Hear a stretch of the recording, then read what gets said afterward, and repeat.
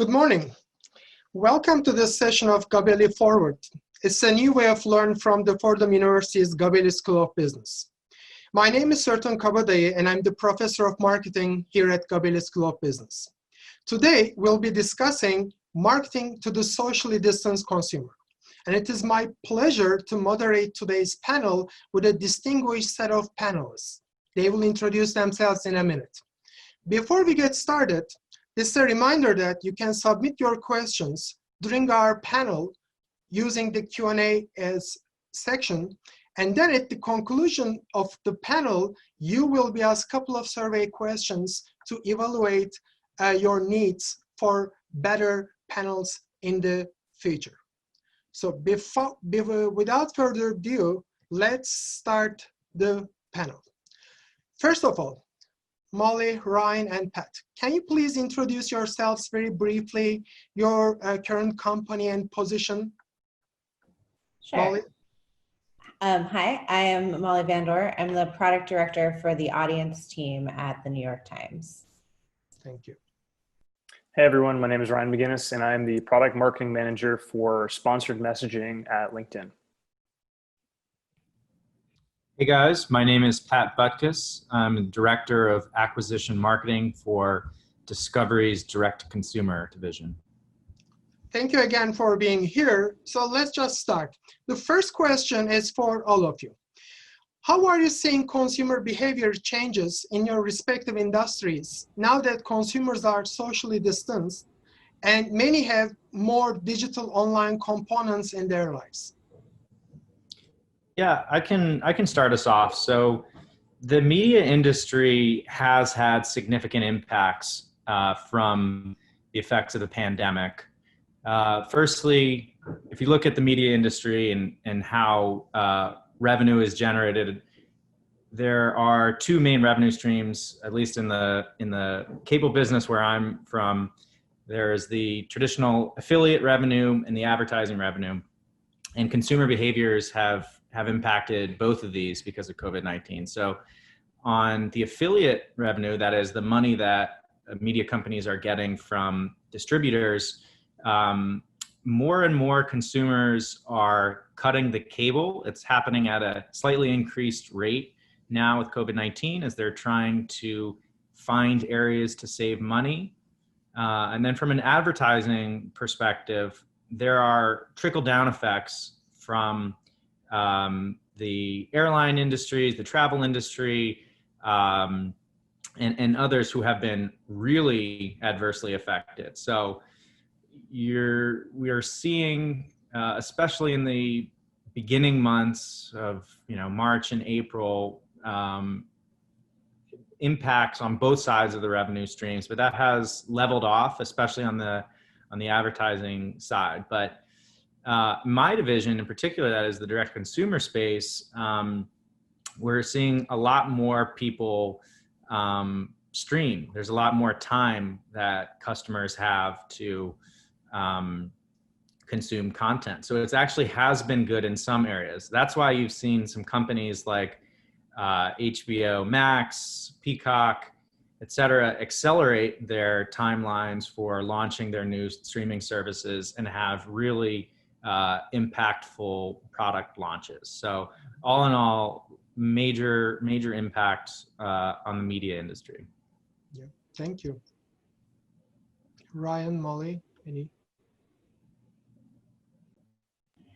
Yeah, I can add to that a little bit. Obviously, the New York Times, has also seen record audiences. We actually first reported on a mysterious illness in Wuhan on January 6th. So the storyline has been ongoing for a pretty long time now for us. Since then, we've published several thousand stories from journalists in over 20 different countries. So we're reporting on a lot of different angles of it.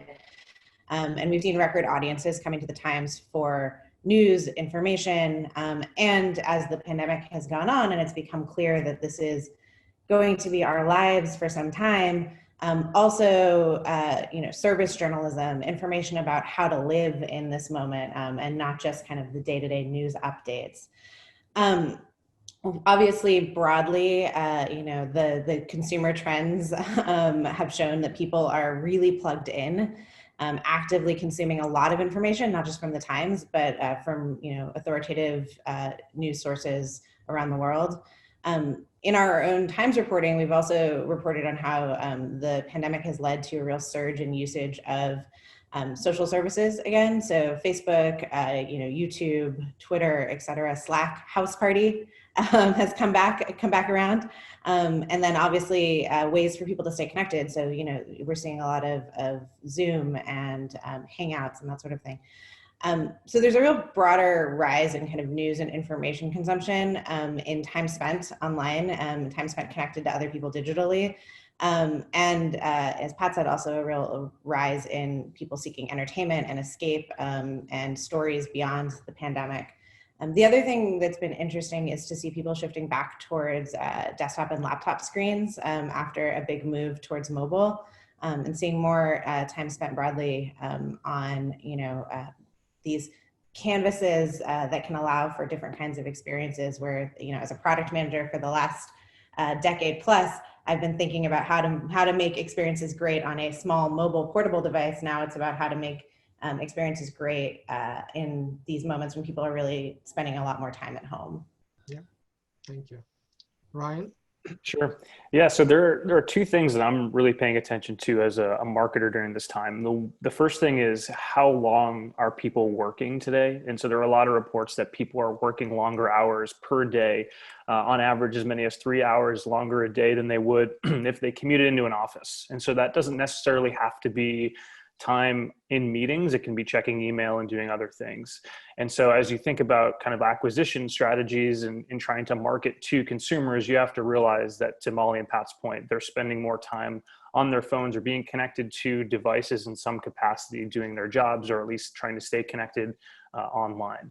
The second thing, and related, is that there's a huge opportunity right now in the reskilling and skilling industry. So being able to say your job may change of what it looks like today as a marketer. There may be new skills that you needed to develop in order to come out of this pandemic stronger, learn new skills, or the job that you're doing today could look very different. And so being able to make sure that you have the resources, if you're going to enroll in online MBA programs, or you're going to be able to take courses on LinkedIn Learning, for example, to be able to make sure that you can understand kind of where your job and what your focus will be moving forward and how you can best adapt to that change. So those are the two things that I'm seeing. Well, thank you. So I want to follow up with a question again about the consumer decisions and purchasing behavior. What factors or considerations do you think that have become more important for socially distanced consumer during this pandemic era? I think from a news and information standpoint, trust and reliability, accuracy, credibility.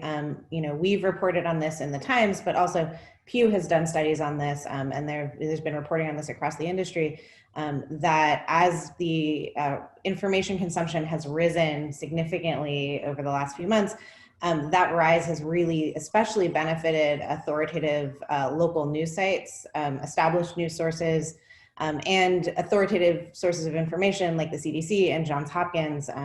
My team at the Times, we focus on reaching readers across search, social, and messaging platforms. And so we pay a lot of attention to where people are going from search and what kinds of information people are looking for. And we see these authoritative information sources continuously showing up. People really want to trust that the information that they're getting is coming from somebody who has experience and expertise. We've seen at the Times, for example, we have amazing reporters like Donald McNeil or Dr. Sherry Fink. When they're reporting on this, they're reporting not just on what's happening, but also putting it in context with decades of experience in this space. And that really resonates quite a bit with audiences, particularly when, Dr. Fink went into a hospital and was reporting on the ground with the benefit of, many, many years of experience.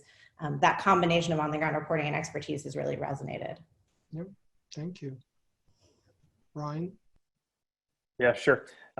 One thing that's been interesting is I definitely think that there's a rise of the opt-in consumer experience, kind of piggybacking on what what Molly just said around trust, which is that just because consumers are spending more time online doesn't mean you should abuse the channels in which they're accessing information. And so if you want to have this opt-in experience, you want to be able to navigate between pages on a website or content that you find interesting without feeling like you're being followed around a furniture store, being asked about your personal life while you're just trying to make a decision on how soft a couch is.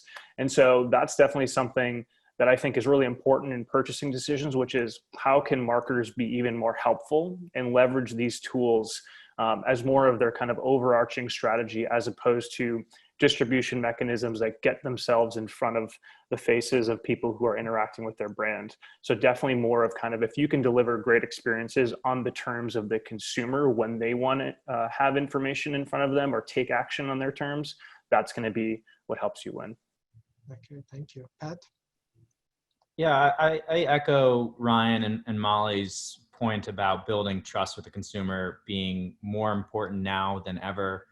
Some specific examples in the entertainment space, we've seen that safety is now something that consumers have to consider when considering consuming content, and you can see it in the in Walt Disney Company recently announcing that the theatrical release of Mulan is pushed to Disney Plus for $30. So, never before has a consumer thought, is it safe for me to go to the movies, to bring my family to for a night out to watch Mulan? So now all of a sudden they've had to completely rethink the distribution strategy for investments that make or break the financial year.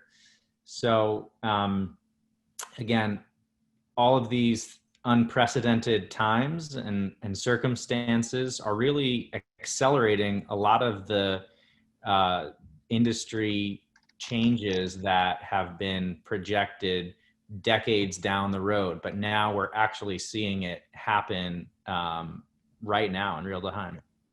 Yeah, true. Yeah, I think we just keep hearing the word unprecedented a lot, but I think that is the word that really defines what we are going through. So now, Molly, this question is for you. At the beginning of COVID, did you expect any new consumer behaviors as it related to New York Times product consumption trends? And I mean, the fun part, did they turn to be true? And if not, what do you think not? Yeah, I think to echo a little bit of what Pat and Ryan said, a lot of what we've seen and what we expected was an acceleration of things that were already starting to bubble up. In our current lives, we're so connected to information, and there's this kind of continuous fire hose of information, and that was already true beforehand and has become even more so now. This was a really unprecedented story, to use that word again, not just in terms of the kind of scale of it, but also the speed at which news was breaking, especially in the beginning, the impact on kind of every aspect of our lives. There were a lot of moments of conversation internally about how often when we are breaking news or covering a story, we're covering something that is happening to other people or in another place. But in this case, we were living the story as we were covering it and as we were trying to make sure that information about it was getting out to people. And so that was just really an unprecedented experience. We knew people were going to be hungry for information. We knew that people were going to want access to every update as we had it. And we also knew that the daily fire hose of updates was going to become, potentially overwhelming. And so one of the things that we had already been doing, and I think did really, really well in this case, was we started in January a continuously updated live briefing. And that's a format that we created to help guide readers through the fire hose of daily updates. The briefing has since then been contributed to by, I think, something like 1,100 plus journalists. And it is designed to help people stay up to date as news is breaking. So there's a nav bar at the top that helps people find the most important news. There's concise summaries of what you need to know.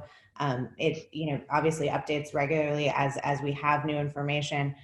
So it's not necessarily about changing the tenets of the journalism or the way we report the story, but making sure that the way we deliver the story is as user-friendly as possible, particularly in this time where people are really hungry for information.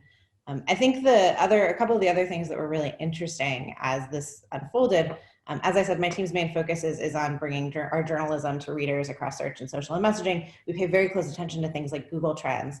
And if you look at the Google trend line for coronavirus, the spike in interest and demand for coronavirus information was just extraordinarily high, well above any other term that has trended in recent memory. And so these kind of huge towering spikes in demand and interest felt like such an opportunity for us to really kind of lean into our mission of helping to make sure people understand the world. I was really inspired by the way that our search and social editors worked around the clock during that time to make sure people could easily find the information they were looking for. And then as the pandemic has gone on, it's been interesting to see how that need for information has extended, as I said before, not just to what's happening with the virus or what is open and closed in my area or the latest health or science news, but also all of these factors of our lives that have been impacted by this situation. Everything from parenting to cooking to mental health, personal finance, education. There's all these implications that people are looking to better understand for themselves and their families and their communities. The Times and other news organizations have really risen to the challenge, I think, of helping people navigate the 360 effect of this situation. And then I think the final thing that I'm not sure that we consciously thought about this at the time. I'm sure that our editors did, but as a product person, it's something that I've observed and learned from. There was such an amazing response to the human stories. This is a story of scale in a lot of ways. And every day we're looking at these gigantic, heartbreaking numbers from around the world. But when we would paint a portrait of the impact on hospital workers or grocery store clerks or Uber drivers or families that were affected or small business owners, those stories really resonated with people, particularly on social. And I think for me, there's this moment of really seeing how people started to really realize how interconnected we all are, and this real appreciation for human connection and human story amidst this big, massive thing that is happening to all of us. Yeah. And that has been really beautiful to witness, and I think has been a real lesson for me in one of the most enduring truths of news and media is that at the end of the day, we're telling stories about people, and remembering that and seeing the impact of that has been really incredible. Thank you. Now, so far, we all talk about how consumer behavior have changed since the beginning of COVID. Now, I want to go a little bit more tactical. So what do you think are some of the new emerging tools or tactics being used to reach out to these socially distanced consumers today? So what do you think? Ryan, Pat, Molly, whoever wants to go first. Any specific tactics or tools that are emerging to reach out to this new consumer? Ryan? Yeah, I can start. So first, kind of like from a framework perspective, as a product marketer, there are usually 3 places where you inform your marketing strategy. The first one is obviously customer behavior. So how are your existing customers or consumers interacting with a product or an overall trend that you can actually watch in some sort of real-time experiment. The next one is usually if you're in a B2B environment, it's a sales team. There's usually a delta between why current customers love your product and why people who haven't bought it yet don't. And so that's the opportunity for you to figure out where you can really plug in a marketing strategy and even build better features in your product. And then the third, which in some cases we can't really use anymore, is kind of what does a market look like 5 to 10 years out? So if you think about this as like a 3-point circle, these were all of the things that informed kind of our products that we built, our go-to-market strategies that we created. And now the majority of our focus is on the first two, which is what are our customers doing today and how can they show us what things are going to look like moving forward, the successes that they're having, the successes that they're not having, and why. And then what conversations are our sales teams, our people in the field sharing with us that can help us inform how we create those experiences. So like more tactically, I think that messaging as a whole is doing really well. And it's not just, to Molly's point, because mobile consumption is going up. It's actually, quite the opposite, that to Molly's point, there are a lot more people who are interacting with messaging, not only on mobile devices, but you're talking about tablets, you're talking about desktops, you're talking about even second screens on computers, where these are kind of the mission controls of their workspace. And messaging provides a really informal and intimate way for you to interact with somebody who may otherwise skim over an email or feel that your copy is just too long to get their attention. So tactically, we're seeing a lot of marketers using messaging to say, we understand that we have less of your attention than we did before, simply because you're spending more time online and more people are trying to fight for your attention. So we're going to be more brief, we're going to be more creative, and we're going to be really simple with how we ask for what we want you to do. And so that's, I think, a big trend that we're seeing emerge tactically. That's a good one. Thank you, Ryan. Pat? Yeah. Building off that, Sertan, I'm sure in your marketing classes you've talked about the idea that customers do not buy product features; they buy benefits. So I think what was interesting to see when Can you please just repeat that again? That's a good one. Take notes, students.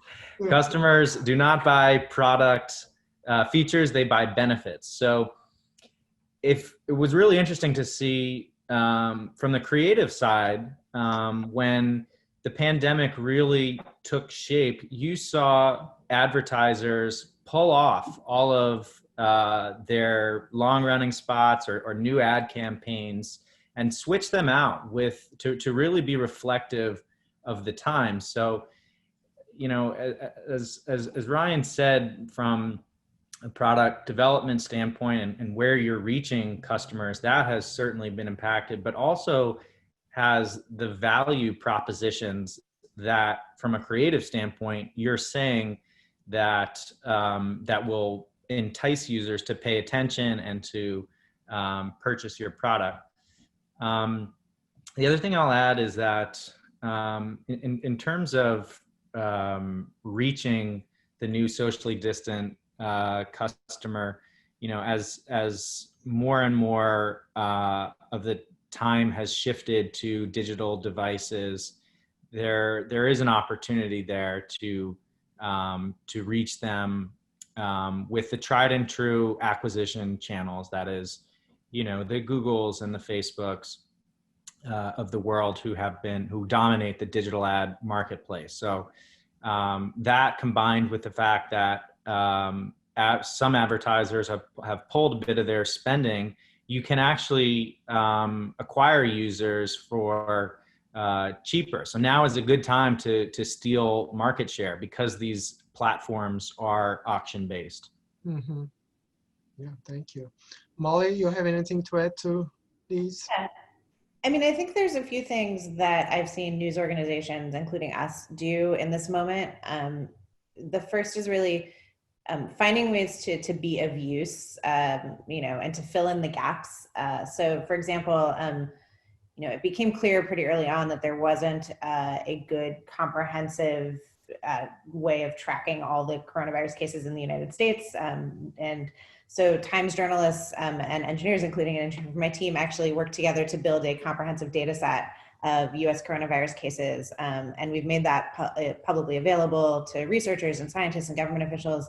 And it continues to be one of the most visited resources that we have available, that people are sharing with each other and coming back to over time.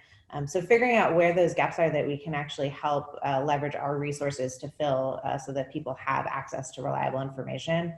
The other thing that's happened is that many news organizations, including the Times, have made their coronavirus coverage available to logged in readers free of charge.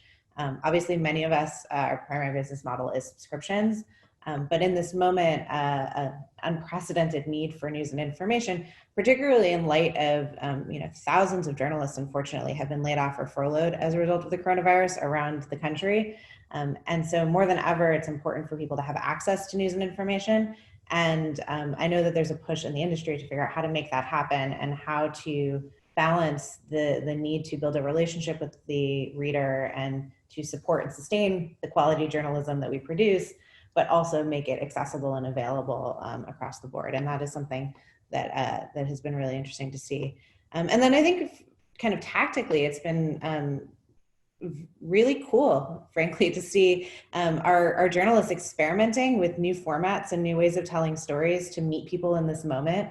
There was a series that our reporters did recently called Notes from Our Homes, where they used Google Docs to actually write diaries and tips and notes. And it was this really cool way for readers and journalists to dialogue and connect in a really personal, direct way.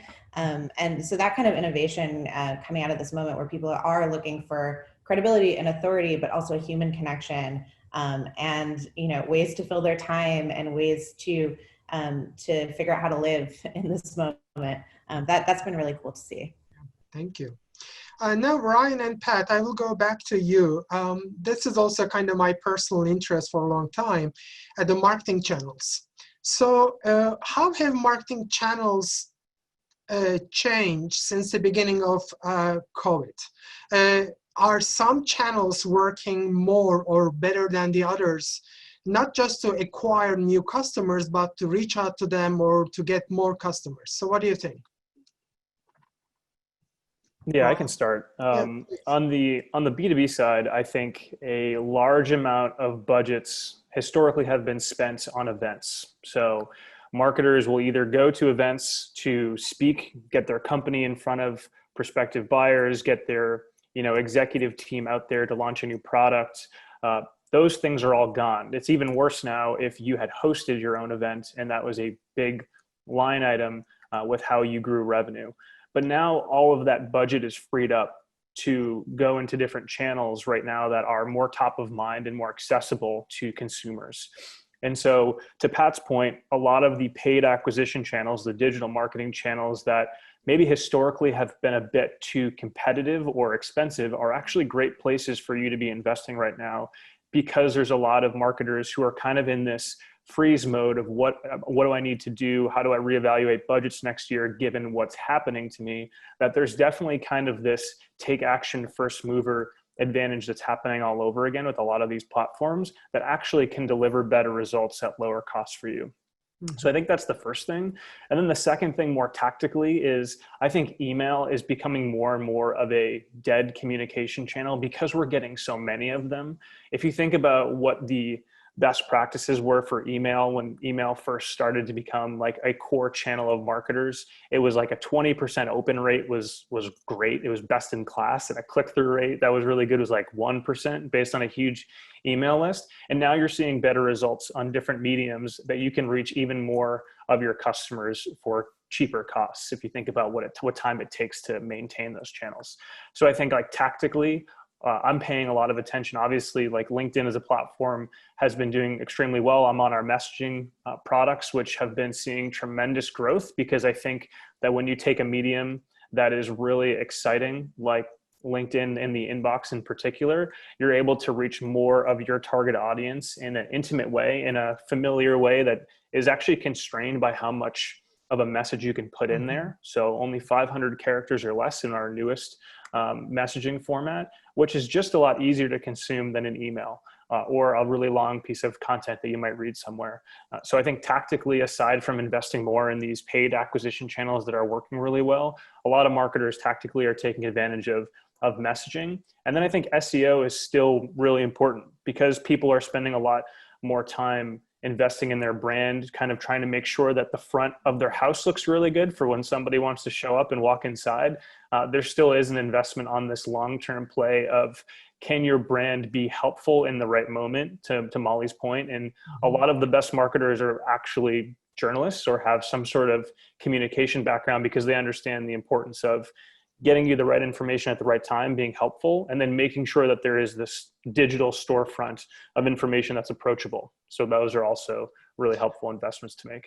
I mean, speaking of the emails, I think since we all now spend so much time in front of screens, multiple screens and all, getting those not so important emails kind of even piss me off more. You know, it's kind of distracting me from something more important in a much more important content. So I definitely agree with you, Ryan. Pat, you have something to add to that? Yeah, I mean, Ryan nailed it. I mean, what I'm personally seeing in some of the media plans that have been proposed over the past few months, which is most change since the pandemic took shape, is really in the top of the funnel channels. So if you think about where you can reach the most amount of consumers, and that's traditionally TV, but also out of home was a tactic that we were on all of our major media plans. So thinking about the Times Square billboards or subway car wrappings. So in this day and age, that's not effective. And our out of home budgets have actually been shifted to be representative of the new socially distant consumer. So now we're looking into shifting those out-of-home boards into Amazon Prime packaging wraps, or outside of the pizza delivery boxes. So there's been some really unique innovations by companies to reach customers where they are. So outside of the out-of-home channels, I mean, Ryan touched on this from the B2B perspective, but it's also the same in B2C. Our budgets that would be spent on fan-facing events or experiential activations now all of a sudden have to be completely rethought. So on the event side, where we would normally spend hundreds of thousands of dollars on a fan fest to build greater affinity with the brand, or launch a new series to drive awareness, we're now shifting that to virtual immersive experiences, which we're finding are not only significantly more cost effective, but we are actually driving increased reach. So it's kind of, it goes back to the point that now, you know, we're learning things that about our consumer and about our marketing budgets, where, you know, maybe we don't need to be investing in the millions of dollars on these events if we can switch it to be virtual and have the same, if not greater, of an impact. I mean, indeed, very interesting. And again, the word unprecedented in every way. Molly, I'm going to go back to you because, you know, you've been in news-related product roles for so long. But when we think of news and typical consumption of news, having that water cooler experience used to be important, that we had kind of collective consumption of the news. But now in this socially distanced environment where we cannot have water cooler experience, how do you think that the content in the news, not only in print news, but in the cable news and in general, and their presentation needs to change? What do you think is going to happen in terms of news and their presentation? Yeah, it's a great question. I think we are still having water cooler experiences. We're just having them digitally now. And the upside of that is that it creates all these opportunities to have conversations about the news and to discover news and information about topics that you may not otherwise have found, and particularly to connect with people who, you know, may not otherwise have been in your water cooler crew.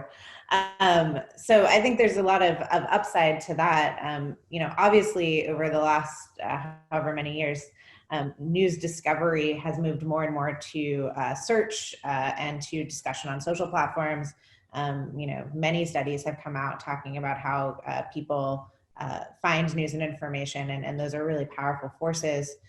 There's also more information at our fingertips than ever before, and more ways to consume content. Everything from YouTube videos to streaming on demand, podcasts, Instagram stories, groups.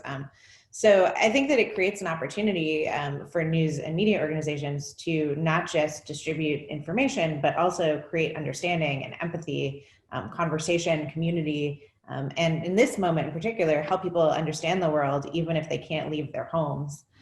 And that's really compelling. I think what that means from a presentation standpoint and a product standpoint is that often people are trying to decide what to read or what to trust from a feed of stories in search results or on a social platform where all the stories might look pretty similar to one another, and a lot of your branding and differentiators may be flattened. And so it's important for us to be able to communicate the quality and the credibility of our journalism, not just in how we produce the journalism for our own sites, but also thinking about how stories travel across platforms and formats.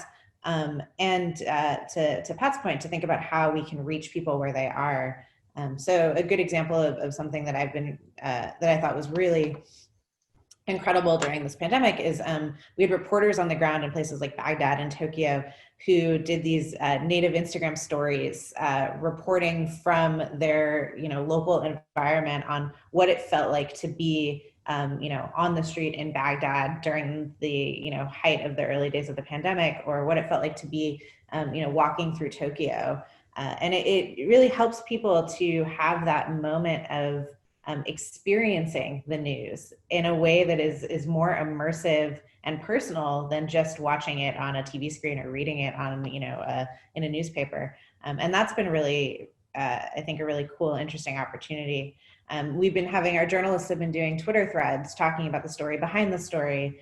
Obviously, the New York Times over the last couple of years has also come out with the Daily and the Weekly and New York Times Presents. So there's all these moments to not just present the news and information, but also tell more of that 360 view of the story and create conversation in these digital spaces, and help people go deeper with our reporters and with specific topics and stories. I think that has implications for us on the product side as well. As Ryan said, SEO is extremely important. It's important to think about how people come to us and what is that front door that they see. We do a lot of work that's invisible on things like structured data and metadata to make sure that when our stories travel, they travel with the right context and that context gets displayed so that when someone is looking at a New York Times story in a big feed, they know how fresh that story is. They know where it came from. They know, that it is a video or that it is a slideshow or an interactive. And they can make an informed decision about whether or not to click on it. So I think there's a lot of opportunity in all of the change that has happened, and also, a lot of experimentation as an industry that we can be doing. It seems like in marketing, we've been talking about experiential marketing. I think now it's becoming more and more prevalent even in news industry. By the way, this is just a reminder for our audience that they can submit their questions using the Q&A feature. And Pat, I will just go back to you. Molly just mentioned data. And as we know, customer acquisition is very important and it relies on data, feedback, and insights. So when you work with your marketing and product counterparts in this new socially distanced environment, how do you make a judgment on what kind of data or feedback is worth digging further for your marketing related purposes? Yeah, that's a great question. And, in our industry, in the direct consumer space, I think as you are developing products, you really have to be customer obsessed, customer focused, and that's deeply rooted in the data and insights. And I'm glad that you talked about product as an acquisition driver, because to me, a sticky product means a highly engaged customer base, which means more referrals, more word of mouth, and that leads to much more effective and efficient acquisition marketing campaigns, which is really where I sit in the world. But I think going back to your question, you have to think about the 4 phases of a product development life cycle.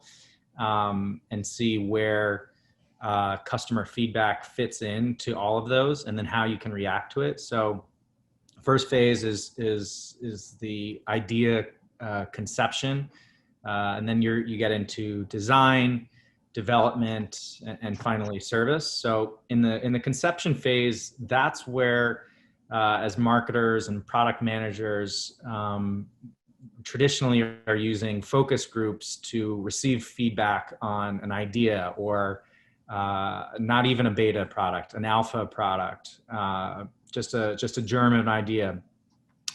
Then once you get into the design phase, that's when really you go into the weeds with usability tests. And now more than ever, there are remote options to do product and customer UX testing. I think that, you know, with the socially distanced world now, more and more of this is conducted online, and you can get very clear and statistically significant feedback quickly, more so than you ever could before. And then, of course, you're in the development phase. That's when you need to make really tough decisions, and like you mentioned, dig into what feedback is going to be crucial for product launch, and what can you push into a phase 2 after the product has launched. So on my side, we are really digging into the areas where a customer converts. Mm-hmm. So that would be on the landing page, any place where you can press subscribe now. I want to ensure that that is built as user friendly and as optimized for conversion as humanly possible. And I want to make sure that there's ability to A/B test, so that once we get into the fourth phase, the service phase, that's when you can implement the changes based on the real-time customer feedback. And that's again an area where the feedback is more explicit than it is implicit. So if you think about in my industry, Netflix, that's been very famously written about how customer obsessed they are, and how their algorithm learns every time you click on a title to watch. It learns more and more about you. They will A/B test the actual key art of the shows that you click on to see if you are a customer who is more likely to interact with a action-focused title, or something that has the star front and center. So this is an area that we are making a lot of strides in my company, and where more and more product marketers are headed. That's where you are. You're of course having those user tests at the upfront, but then also continuously, and you're continuously improving the product based on customer feedback. Okay, thank you. Yeah, we started having some questions, so I want to make sure that we will have enough time at the end for the Q&A. So I will just go to the last question. I will start with you, Ryan. I know that you work at both startups and large companies like Twitter, and now you work for LinkedIn. So let's think about post-COVID world. So do you think that those post-COVID changes and challenges will be different for companies depending on their size? And also, what new and emerging skills will be needed from marketers to be successful in that post-COVID world? Right? Yeah, that's an exciting question. So I'll start with kind of maybe just some of the differences in working for startups, really small companies, and then much larger, maybe public companies if you're considering it. I think the biggest differences is how much of a generalist you are across many different responsibilities. So I've previously worked at really small startups, so single digit employees up to 100 employees that have raised, $80 million. And you could be doing everything from demand generation to brand and PR to events, social and sales enablement. When you go and you work for a bigger company, your role gets a little bit more focused, but you're still doing a lot of things, but your purview is a bit more narrowed. So those are kind of like the biggest difference. You can still have an equal impact. It just means different things at those companies. I think what this is teaching us during this time, irrespective of the size of company you work for, is that everybody has been constrained by resources in some capacity, whether it is actual budget or maybe it's headcount, or maybe you're taking on more than you thought you would want to take on based on what somebody else may have helped you with before. That's just something that's going to be added to your plate now. These constraints are actually going to be more powerful for you as a marketer to bring forward. The things that you learned and what you did to be more creative when you had these constraints are going to be kind of things that give you the upper hand when you do have more budget, when you do have the ability to hire more on your team, because you've learned so much. So two skills in particular that are kind of related to this that I think are really important. I mentioned earlier that I was an English major. I was one of the millions of people who thought that I would be writing in a coffee shop somewhere, hoping to be discovered by a nice literary magazine and maybe seeing my parents every week for dinner. Still do that, obviously pre-COVID, but that honestly was not the case. And I've been super lucky with how things turned out, but nothing's been more important than effective communication skills, presentation skills, and the ability to take something that's really complex and deliver it in a way that's highly consumable. So being able to say, we have this really complicated product, but let's understand what's actually important to the consumer and make sure that that value prop is front and center.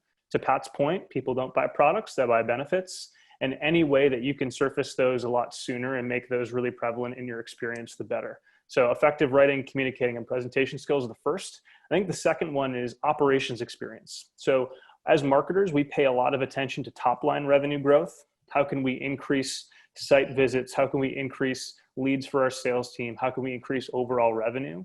But so much of where the impact lies is within how companies make money. So if I'm trying to sell into a company, it's helpful for me to understand what the structure of their company looks like and how they make money, because that actually informs how I position a product that I'm trying to sell to them.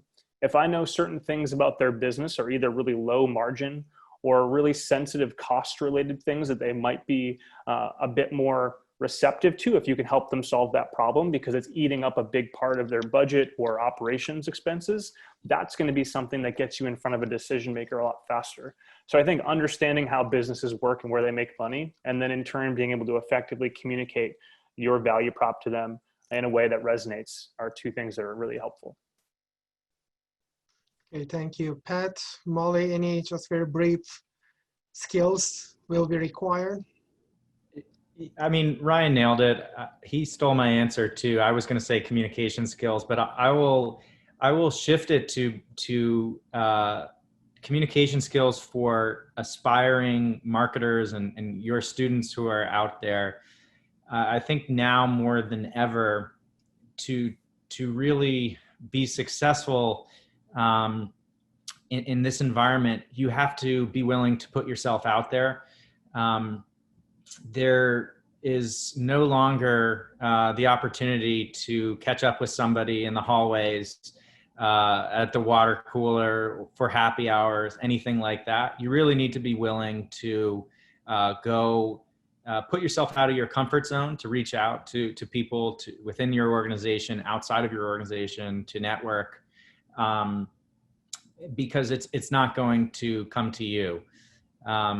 So I think Ryan touched on the skills that marketers need, but for aspiring marketers and for people joining the workforce in the coming years, I would highly encourage you guys to be active in reaching out, even though we live in a Zoom world now. Yeah, I mean, communication is so important for marketers. I think it's okay to repeat it, multiple times because it's important. Molly, do you have something to add to what these gentlemen just said? I strongly agree with what they both said. The other thing I would add, and this is not specific necessarily just to marketers, because I give this advice to product people and to my team quite a bit too, we're living in a world where volatility is becoming the norm and not the anomaly. And being able to flex your Zoom level to be able to, as Ryan said, make decisions and move things forward with the constraints and considerations that exist today, but also know that what we know today is probably not what's going to be true 6 months from now or a year from now. So really figuring out how to get comfortable driving decisions forward with imperfect information, and how to think ahead and scenario plan and think through what might happen in the future, but then act in an immediate way that delivers value based on what we know right now, I think is just extremely important. Being able to identify when faced with multiple options of something to do, whether that's a marketing plan or a product decision or a decision for the business, how to think through which of these things will give me the most option value and flexibility, so that even if what I predict is going to happen turns out to not be true, the thing that I've spent the last however many months investing in will still have some value for the business. And then the other thing I'll say is that, and I mentioned this before, I think more than ever, we've realized how interconnected we all are, despite being physically distant from each other. And so really figuring out how to act with empathy and authenticity, and how to bring that to the table in every conversation, even when we are separated by a screen, by physical distance, I think is more important than ever. And the people that I've seen navigate this pandemic the most successfully from a business standpoint have been those who can balance, being in some respects kind of wartime operators, but peacetime humans.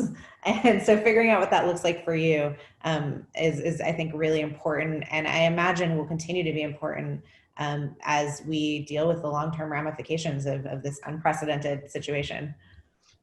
Thank you. I mean, it's great to hear that, because here at Gabelli School of Business, we really emphasize communication skills, but also now we emphasize more and more empathy and compassion and all that stuff. And we really hope that our students will become compassionate business leaders in the world that care about not only companies' bottom line, but the society in general and all that. So we have a couple of minutes left, so maybe I can take a couple of questions from our audience. So this is like this is more like a Hunger Games. Whoever can go first will answer the question, okay? And so that we can answer as many questions as possible. The first question, do you think that the forces of technology have actually surpassed the importance of the product itself? You know, the Domino's Pizza have a larger staff in their tech division than they do in their kitchen.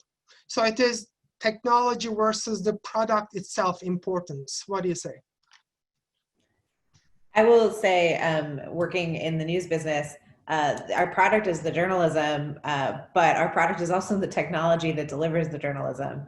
The journalism is the product and the product is the journalism. And I think that that is true across many businesses I've worked in.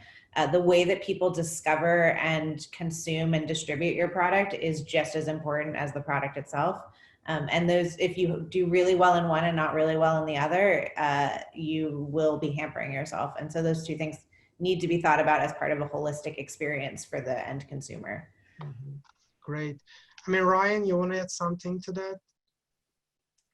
No, I think Molly actually answered it really well. I think what you invest in from a technology perspective is to deliver a better product experience. So maybe you don't need as many folks working on, product distribution as you do development and technology investments. But to her point, they're all in service to each other. And so I don't think you can say one deserves more investment over the other. I think it's all situational. But what you're doing from a technology investment perspective is you're making the product experience better, to Pat's point, being obsessed with feedback, and then making sure that like whatever you're doing from an efficiency perspective is passed on to the customer with how you distribute them through those channels, and then make the experience better for them when they actually use the product. Thank you. Pat, this question is for you. You mentioned that in the current environment, virtual experiential marketing is more cost-effective than in-person events. But do you imagine that in-person events could help brands stand out in the future if most of the companies, they just do or host virtual events? So what do you think? Yeah, absolutely. I'm a major proponent of experiential and in-person events as a means to dimensionalize your brand, to give some humanity to the brand that you otherwise wouldn't be able to with the traditional marketing channels. We've had a lot of success in my previous company at ESPN. We created in-person experiences, which sports fans may be familiar with the College Game Day brand. So this is a traveling event that visits one college per week to have the kind of the game of the week there, and we saw consistently that the College Game Day sub-brand within ESPN had the greatest affinity, which then translated into high ratings, high revenue. So there is definitely a world for events. And I agree with whomever asked the question that virtual events, while they may be more cost effective and look good on paper right now, I don't know that they are as valuable as that in-person experience where customers can touch and feel and interact with the brand in a really unique way. Okay, another question, again, maybe one of you can answer this. Studies have shown that the timeline for consumers shifting to e-commerce has been accelerated by 10 to 15 years. Now, everyone is online and all. So what do you think is critical to keep those consumers going forward?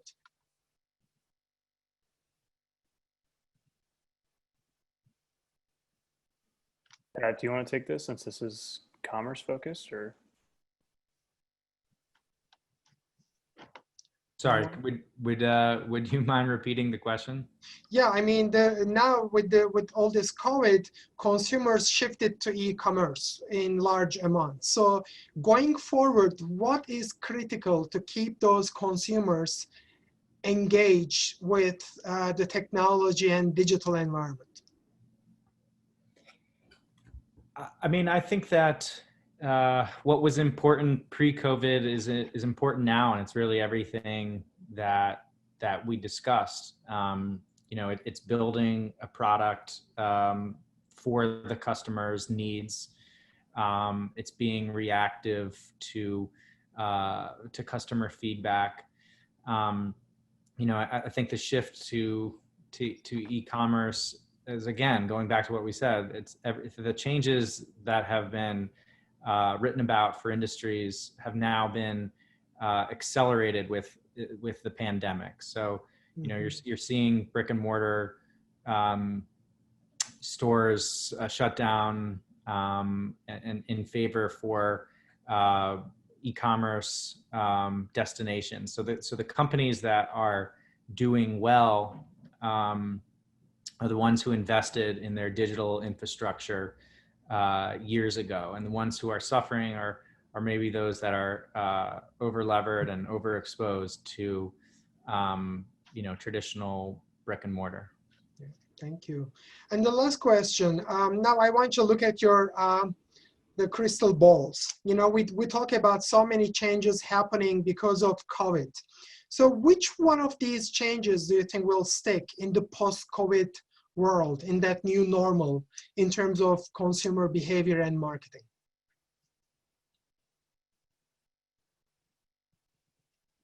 I'm known to ask some tough questions as a professor, but in fact, this is from one of our audience members. I would like to think Please, that, I'd like to think that, and this is me maybe looking for a silver lining to, this incredibly tragic last few months, but I would like to think that the appreciation for credible, reliable information and the demand for authoritative information is something that will continue. I also would like to think that the appreciation for each other and for our humanity and for the ways in which we are connected and the ways in which all of our stories are intertwined, that will also continue. And then I think tactically, I expect that we will be living in a world where distributed and digital connection becomes more and more prevalent. And we've already seen many companies move to a more permanent work from home situation or work from anywhere situation. And so I do expect that the way that we work and the way that consumers connect with each other and with information throughout their day-to-day lives is going to be impacted in a way that we probably expected to happen, but will now be accelerated given what we're getting used to right now. Okay, thank you. It's hard to believe that the time's up. So I really would like to thank all of our three panelists. I really appreciate your time, your preparation, and all that. And also would like to thank our audience. They've been a lot of people following us. And just a reminder that there will be a couple of survey questions appear on your screen. So it will help us better organize following events to deliver the content that you are looking for. Again, thank you for being part of today's panel, and take care and be well. Thanks. Thanks, everyone. Thank you.